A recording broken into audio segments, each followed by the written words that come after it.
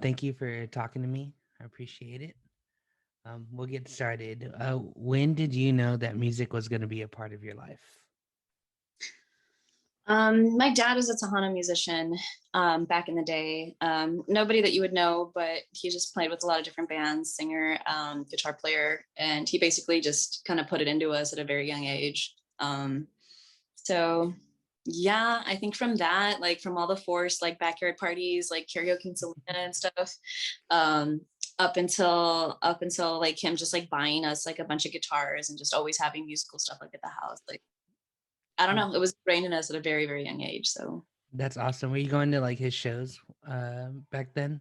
yeah, there was like no, like let's none of this like, oh, let's shelter our kids away from this. Like no, man, like every freaking pachanga, like we were always there, and That it was that's we were normal. We were used to the gig life for sure.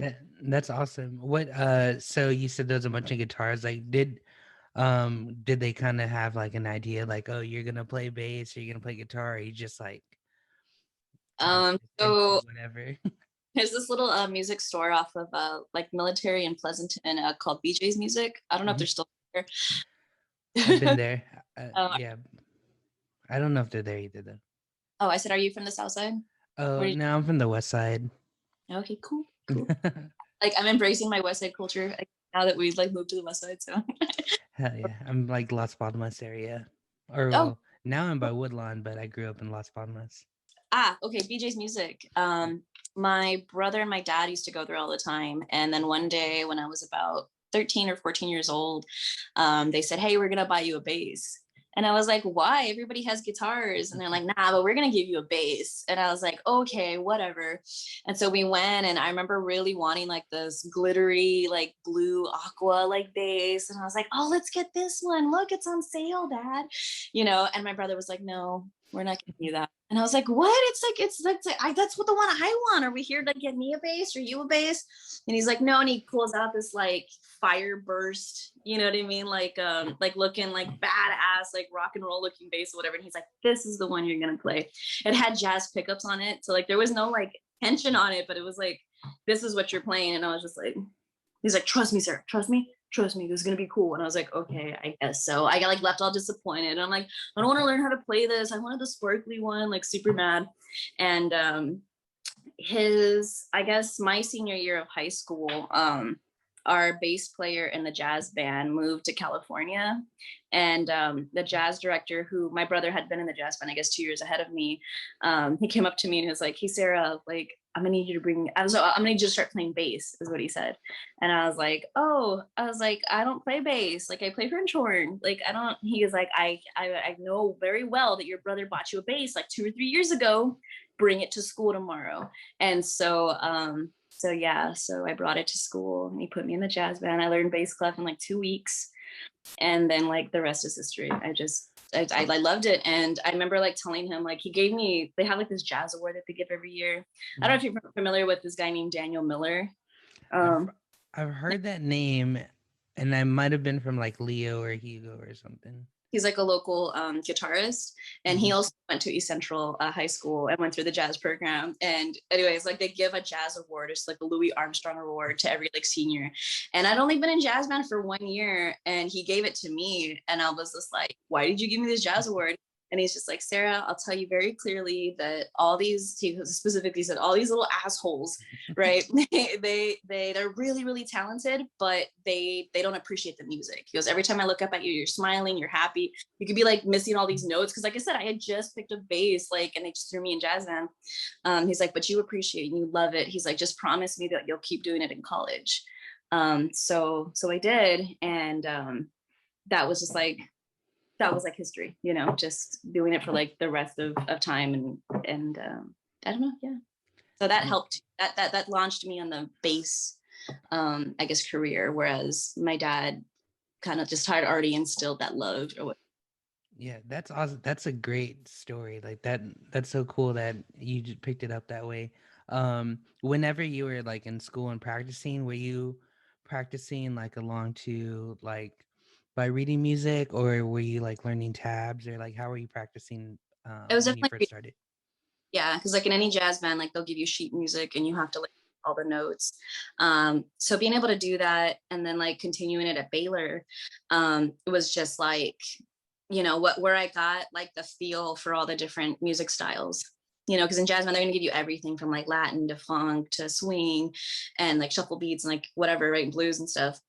But it's like, well, how do I learn how to do like a walking bass line? You know, it's like, well, I read music for 4 years in college level music.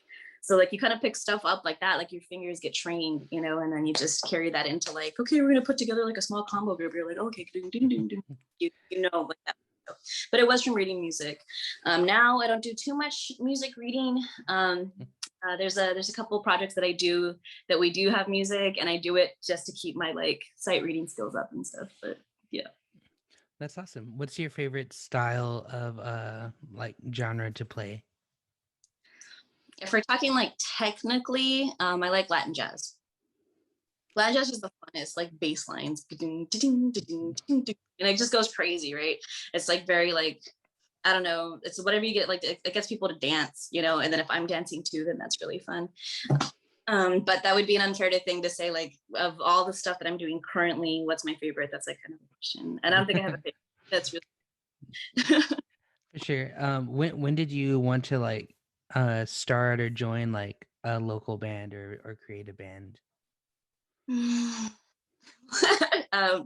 So my high school years, that was back in 2004. So that's how long I've been playing. So I would say the first actual band that we put together was after college. So after like my Baylor jazz years, I moved to Austin with my brother, and we put together a band called the Southeast Players. And that was just like, oh my God, you went to Baylor for 4 years and played in the jazz band. Now I have this like sister, like awesome jazz bass player. We need to put a band together. It's just out of necessity. And so we called it the Southeast Players, because we all lived on. And yeah, so I don't know, we're like on Spotify and stuff, but that band lasted maybe about 2 or 3 years. I eventually moved back to San Antonio, and it was more like a Texas soul band. So our lead singer was kind of like this country folky singer from Dallas, Fort Worth area. And then like, you know, my brother just is like this rockin' shreddy guitar guy. And then me on like, you know, country, blues, jazz, bass mix. And then we had like a punk rock drummer. So it was this band. It was like, it sounded really cool for the time, you know, like, we're like, we really liked the music that we were building, but it seemed like it was too pre its time. Yeah, I feel like if we come up with a band now, it would make a lot more sense, which is like the climate, because that happens, right? Like you'll have a band and you're just like, oh, like what music is this? Like if the Alabama Shakes had come out in the 80s, like nobody would have liked them. They were like, oh, what is this? You know what I mean? But like now they came out like at this perfect time, and sometimes that just happens. And I'm not comparing us to the Alabama Shakes. But you know, just like that idea of like, you know, I felt like we were before our time. You know, we had a full like horn section too. One of the players that played trumpet with us, Iram Reyes, now is like head of Extra Mantica, like in Austin. And so we did a bunch of crazy gigs together and stuff, but that was just like a band that we put together that like, I don't know, we didn't have any money. We actually recorded once and we put an album out, and then I moved back to San Antonio and the band kind of broke up, and that was about it. So yeah, that was the first. And that's available on Spotify to listen to? Yeah. Hell yeah. I'm gonna listen to it. When so when you moved back to San Antonio, like how'd you get involved in the music scene here?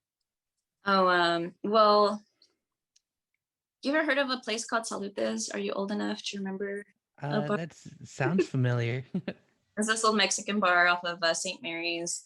It's where the world-renowned Steve Jordan used to play. Esteban Jordan. He was like that one-eyed accordion player. If you ever heard of him? I don't know. One of my friends is really big into accordion. Maybe if I saw a picture, but the name doesn't sound familiar. Yeah, that's kind of where he ended up playing like at the like end of his like life. He got like really sick or whatever, and those were the gigs that he played.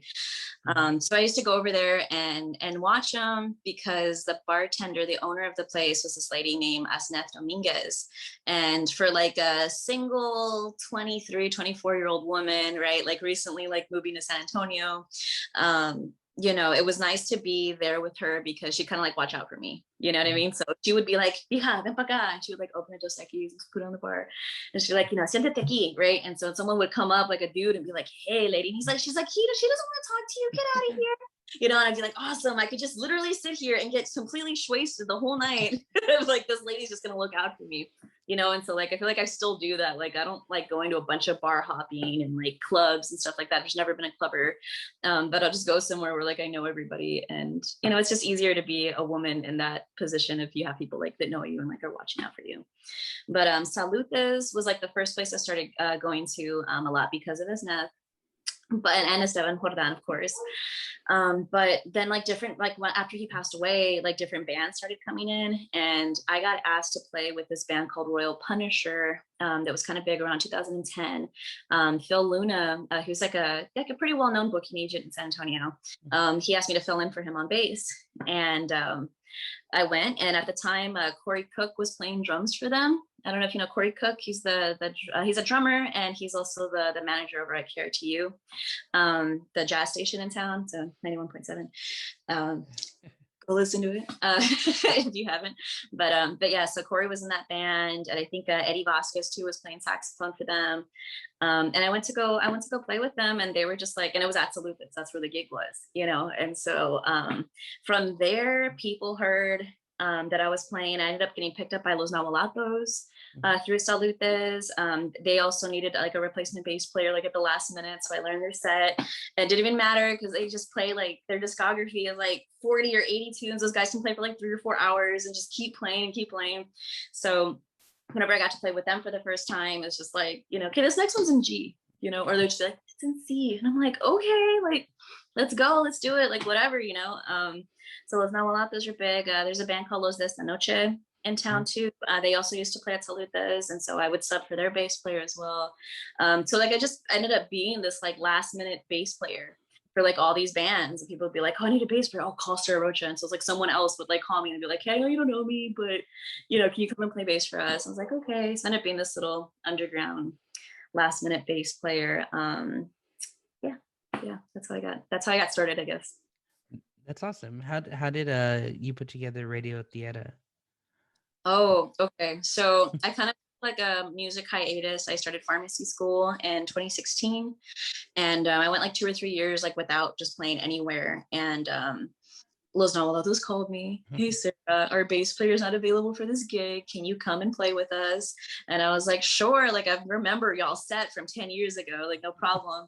And so I went and played, and ended up being like a double feature. Like we were supposed to play at Big Hops in the evening, and that was going to be the only gig. But then they're like, hey, there's this San Antonio arts like block party, can we also do that? And I'm like, I guess so.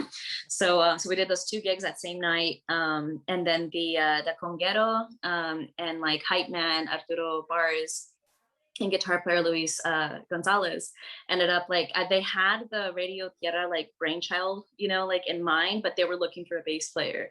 And so after I came in and played with them, I guess like back in the day when I played with Nahualatos, they weren't in the band. So they've gone through like a lot of different variations of the band, with like the leads being Nicolas Valdez and Joaquin Muerte.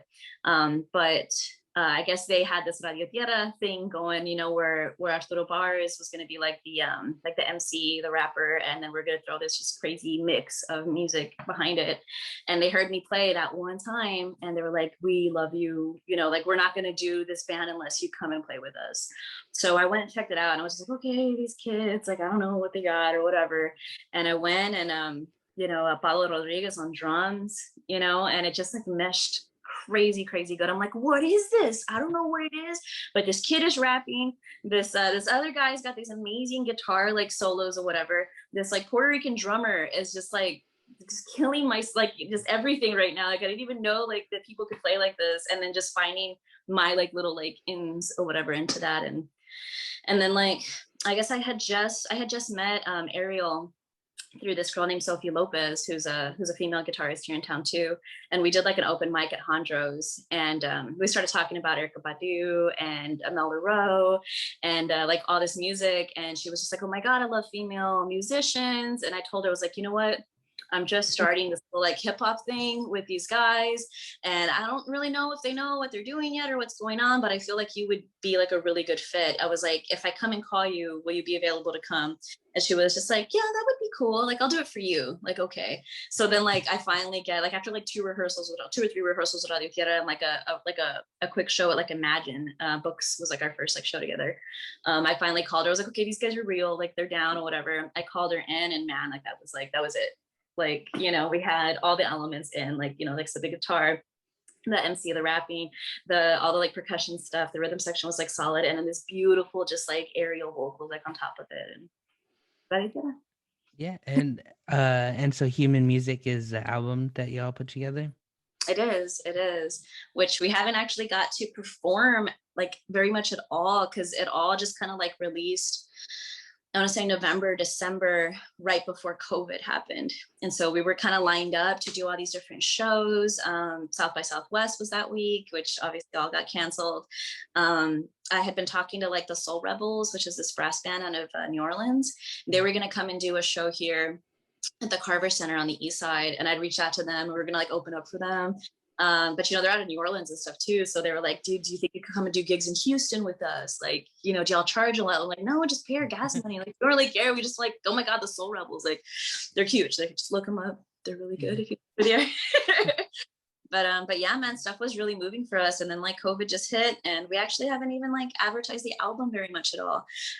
So it's something that, you know, we're slowly ready. Like we already have album 2 in like the works, but like we haven't, like, we're just waiting. We're waiting for this perfect moment, because we know it's all going to meld together and everyone's just going to like, I don't know, it's gonna be this beautiful like musical chemistry thing. It's definitely one of the bands that's like my baby band. You know what I mean? I play in a lot of different groups, and I do a lot of different musical stuff around town. But that's the one where I feel like it's like all these like monsters of their own like craft come together and just form this whole like psychedelic hip hop blues. Like, what is it? Is, but it's us, you know what I mean? And I love it because it's got everything in it, and it's so like, I don't know, it's like so San Antonio fusion flavored anyway too, right? Because, you know, some of us are Latinos, and you got the musical flair, you've got the cumbia flair, you've got the cultural thing, you've got just, I don't know, our blues or jazz influence, everything's just in there. Our R&B influences, oh my gosh, like yeah.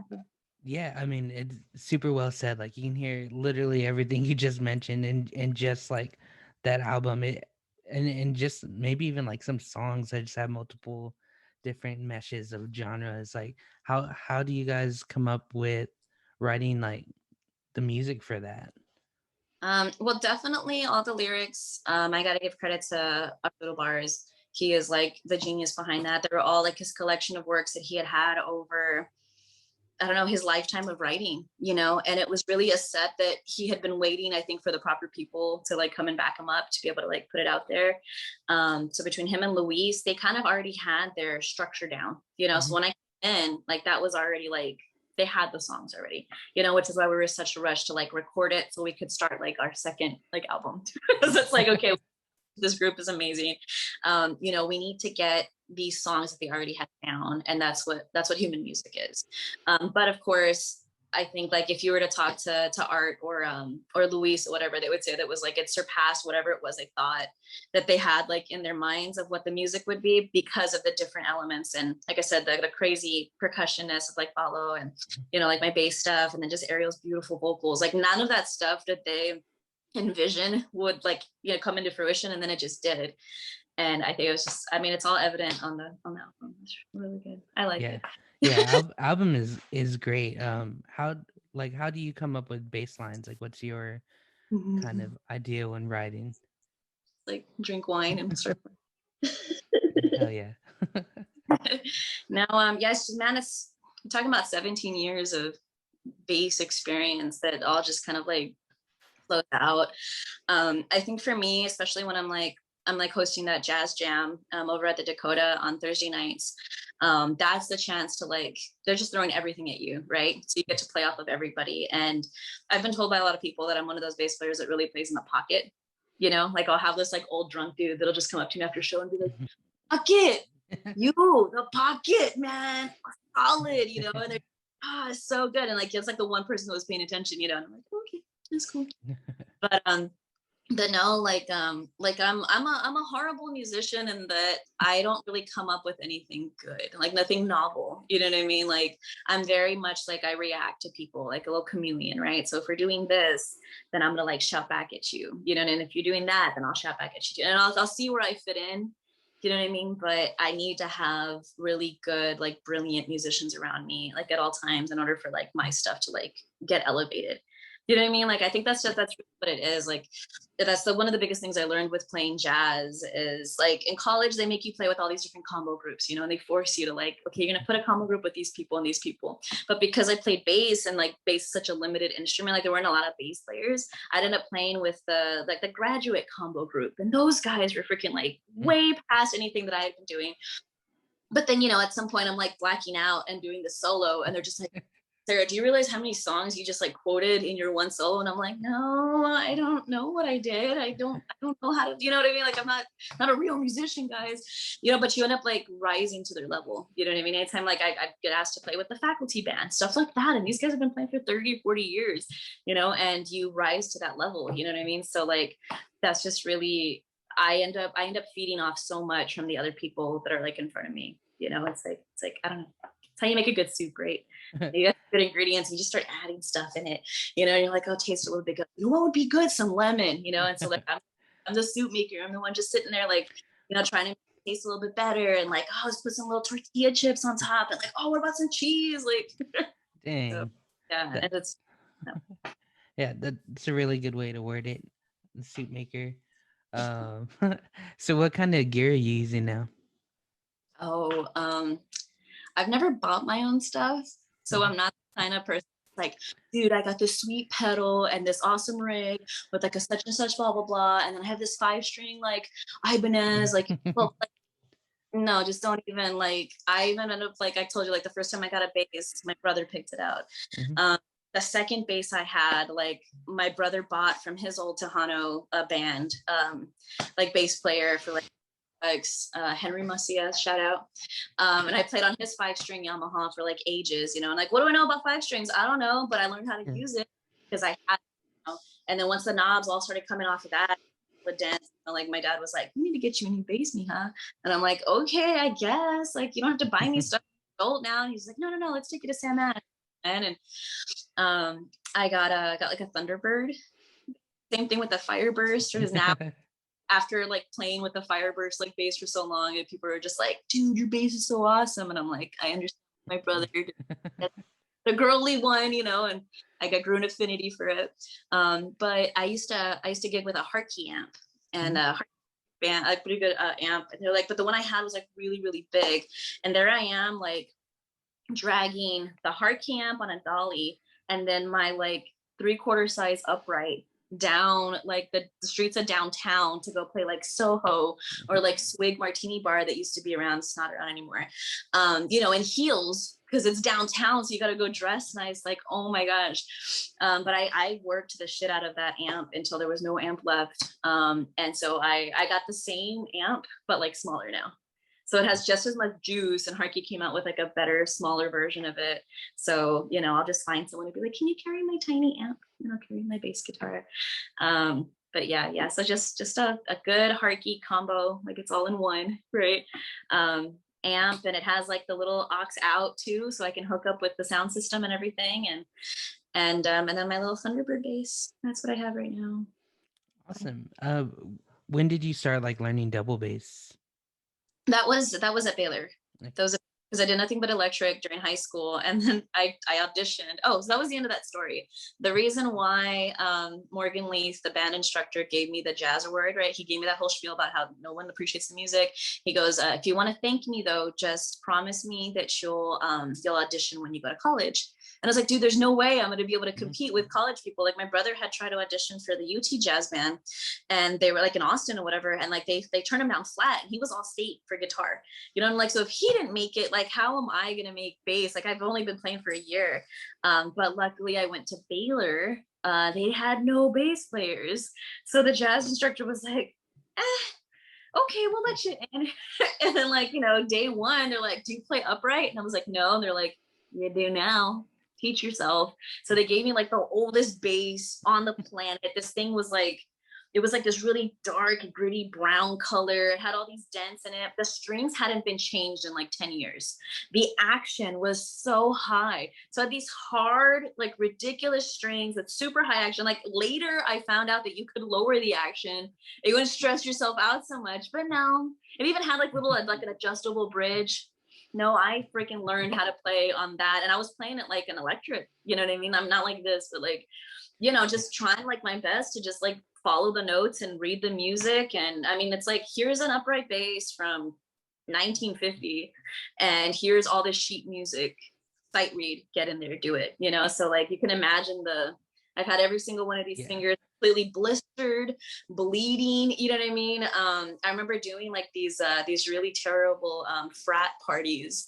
They would have like a banquet, you know, and they wanted a jazz band, and you know, we'd play like our standards and stuff, and people are like, okay, well, they're eating and everything, but then they want to dance. So it's like, it never fails, some asshole always calls Chameleon, which is like this jazz funk tune, ding, ding, ding, ding, ding, ding. I mean, like, and then there we go playing it for like 10 or 12 minutes because everyone's dancing, so you can't stop. So it's like, at that point, the blisters have already busted.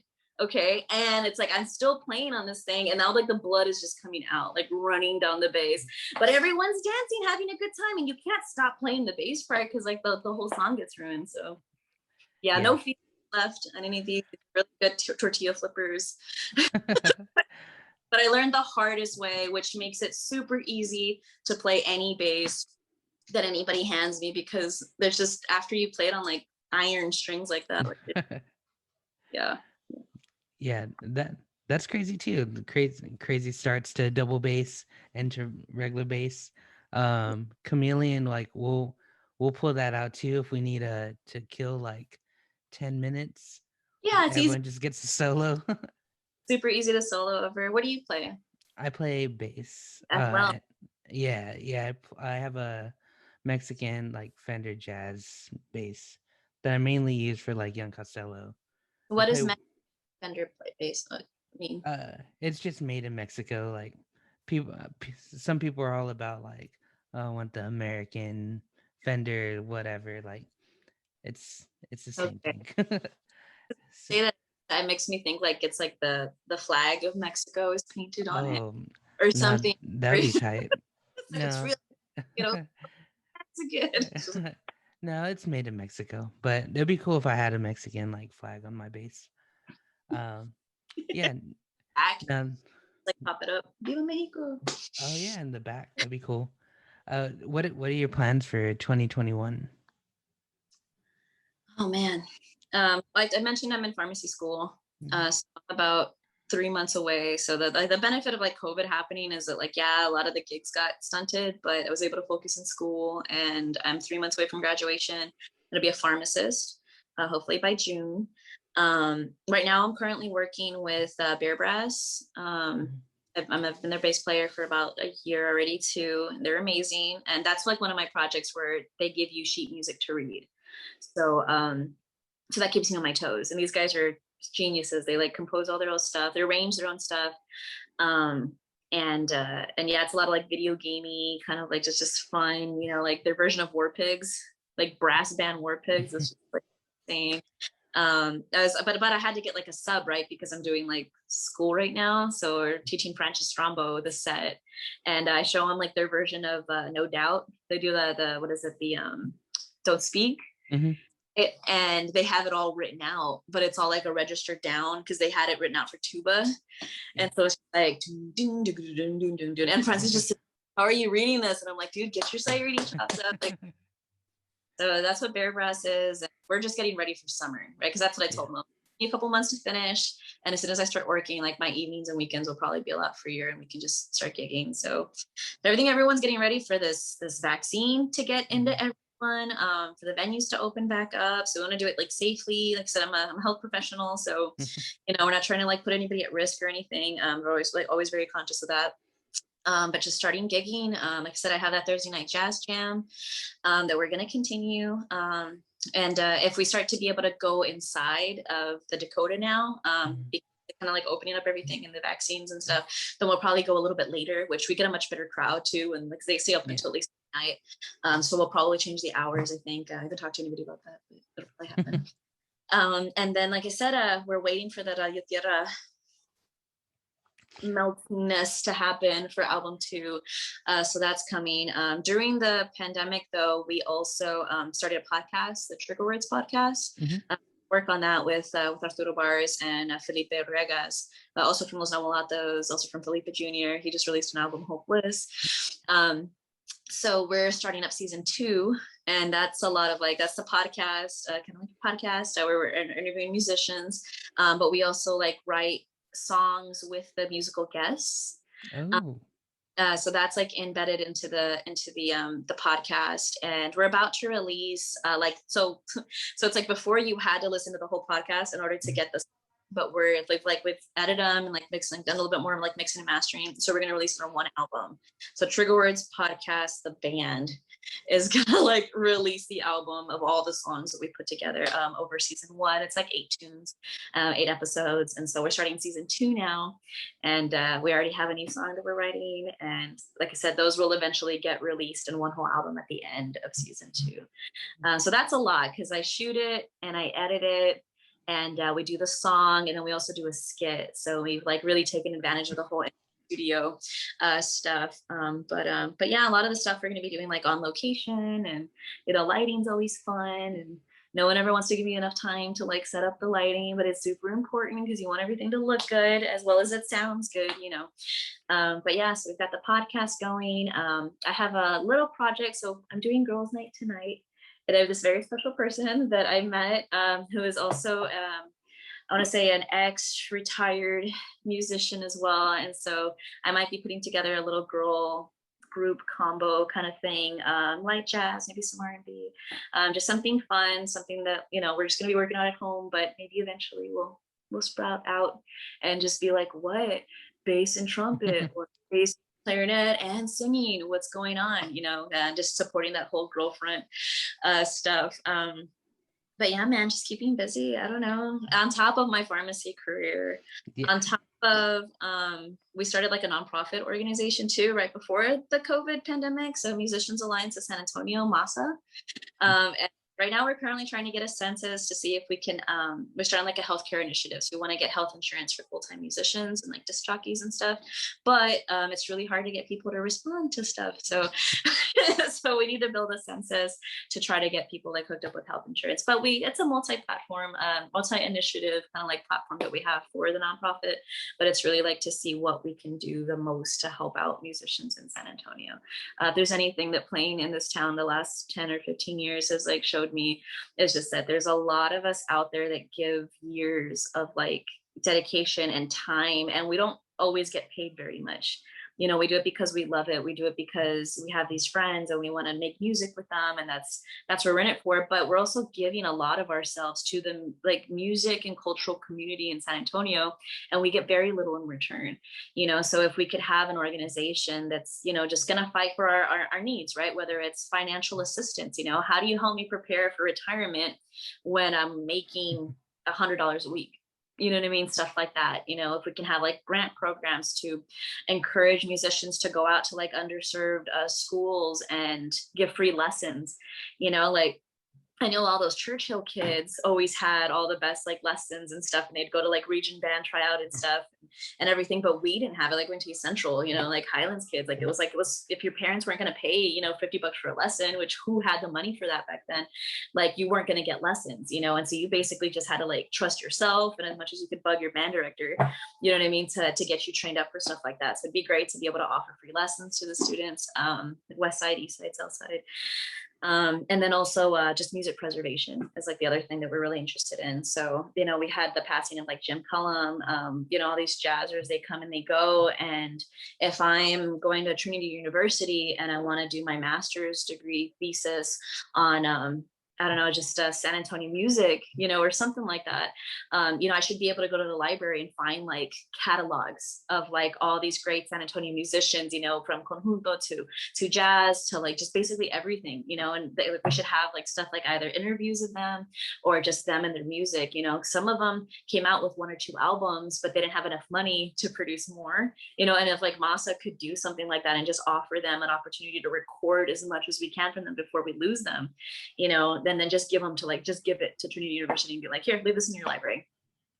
We had these cool people come in and we put together this really crazy jam and we recorded it and here you go, and we pay for all that kind of stuff. So that's the stuff that's like to come. That is definitely, and that's all 2021, just this year that I have planned. Yeah, that's super exciting. Like, well, first, like, thank you for doing it for the music community, because that's going to be super important, for sure. How can anyone just find out more information about MASA? Page. So it's just MASA. MASA. Musicians Alliance in San Antonio. There's a Google Drive link there. There's not much, like I said. We can't really get a website and can't really get everything rolling until I get more community involvement. I really like people that they can approach me. I'm on Instagram, Sarah Rocha at Instagram.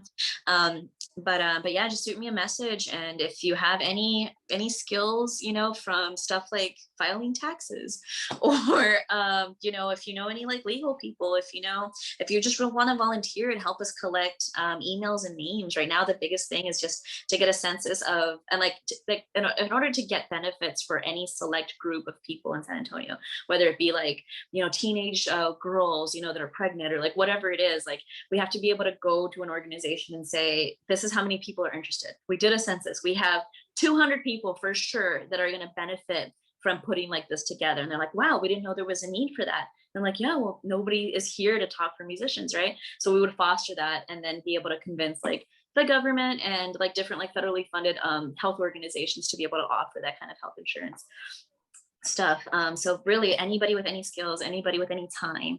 I'm a very busy lady, but coming, and it's going to take a whole village to get this organization up and going. Like I said, we had a little hiatus because of the COVID stuff, but I've already been approached by the Musicians Union of San Antonio, which a lot of people may not know there's a musicians union. They exist. But they're just like, oh my God, we've been waiting for somebody, some young people to come around and start moving and start doing stuff. He's like, because we don't do anything. And we know that there's a lot to be done. But as long as there's just people motivated and want to help out, absolutely, I'm not going to turn away anybody. Because right now it's if San Antonio, the approach that I've taken is if San Antonio wants the nonprofit, right, then we're going to get it. And if there's not enough people interested, enough people that don't, then I'll probably fail, and that's okay, because then we'll just reorganize and come up with something new later, but yeah, there's just a big love and a big, heart that I have for musicians, especially the older ones, man, because those are the good ones. There's all these young squires or whatever rolling around, but you can't really, you can learn a little bit from them. Every once in a while I see this little unicorn come by and I'm like, oh, damn, dude, what you got? But it's definitely the older, I just played a gig with Polly Harris last Friday at On the Bend, the Oyster Bar. And I hadn't seen Polly in ages. I wasn't even sure if the older musicians were coming out to perform because they're COVID scared. A lot of them don't have health insurance. If they get sick, there's no way they're going to be able to pay for that hospital bill, but she was there, man, doing her thing. And I'm just like, oh my God, I forgot how amazing this woman is. Aaron Walker on drums too. He used to play with the Chris Cuevas project. I used to play gig with them very, very heavily back when I just started in the jazz scene when I was a little girl, just 24 years old. And so a super old friend of mine, hadn't seen him in years, got to play with him. And it's the older jazzers in town, man, that really and just the older musicians in town that we really need to help out and help them get into retirement age, you know what I mean? Help them retire, help them enjoy their golden years. They shouldn't be, I don't know, scraping for, you know what I mean? For whatever, for gas money and stuff like that, when they've given so much of themselves, a whole lifetime of their music to a beautiful city where we can support them just as much as Austin supports their musicians, but we just have to organize. We have to be smart about it. And we have to ask, because at the end of the day, if you don't ask for help, you're probably not going to get it. So for sure. Man, well, that was awesome. Again, super stoked. I'm stoked for that. And just where can people listen to you, online? Where can they find your music? Spotify, iTunes, Amazon, everywhere, every local platform. Yeah, we've got Southeast Players we covered, right? Radio Tierra, of course. Please follow Arturo Bars and Felipe Jr. Those are my homies. Silencio is what Luis Gonzalez goes by. Always, a lot of love to Los Nahualatos.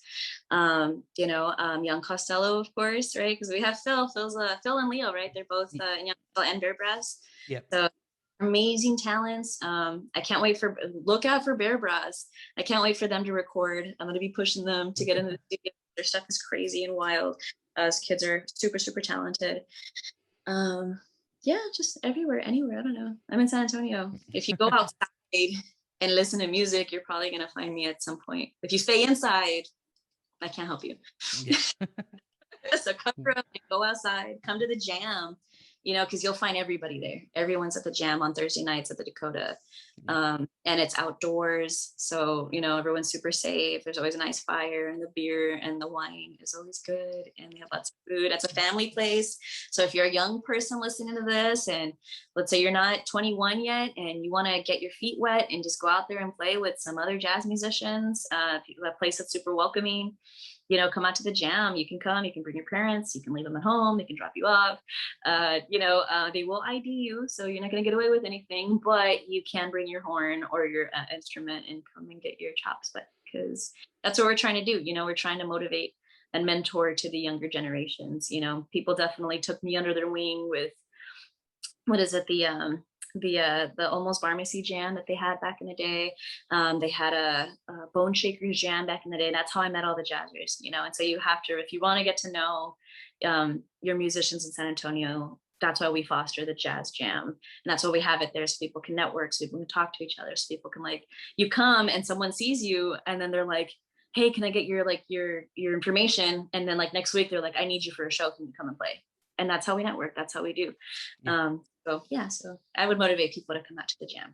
Online is cool, but come out to the jam. Come here. Yeah. That sounds great. Thank you again so much for just talking to me. It was super informative. I'm super stoked for what you've got going on this year. And yeah, just again, thank you so much. And I just hope you have a good night. You too, man. Thank you so much. Thanks. Bye.